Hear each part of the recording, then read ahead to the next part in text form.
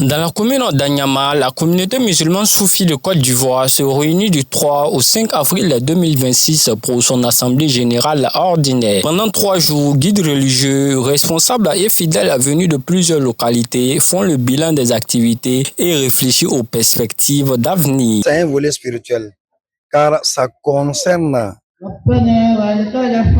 l'organisation, comment se donner l'organisation de la communauté, comment organiser la communauté, élire le nouveau président, se fixer des buts à réaliser, des devoirs et s'adapter avec le firmament, car chaque année a ses défis.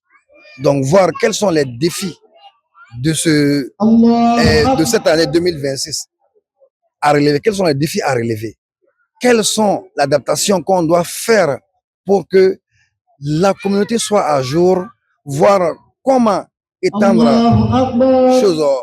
les œuvres dans cette année, comment ramener les cœurs envers Dieu, comment attirer les gens envers la lumière, comment guider les gens envers les bons actes et comment montrer réellement le côté, on peut dire, positif de l'islam.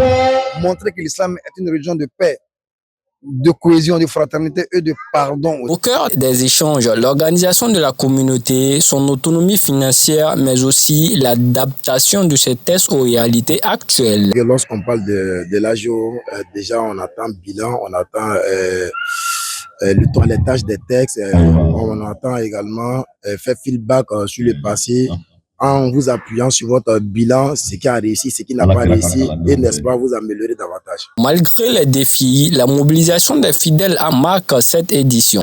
C'est vraiment ce qui nous a beaucoup plus surpris, parce que là, on s'attendait vraiment à la difficulté, mais franchement, les disciples de la communauté soufie vraiment se sont montrés matures, se sont montrés vraiment engagés, se sont montrés vraiment courageux, j'allais dire, et vraiment des hommes de foi surtout, en répondant vraiment massivement présent à notre appel lorsque nous avons lancé l'appel. Pour le guide suprême, cette rencontre dépasse le cadre administratif. Elle vise avant tout à renforcer la spiritualité et promouvoir les valeurs fondamentales de l'islam. Toujours se donner la main pour le vivre ensemble.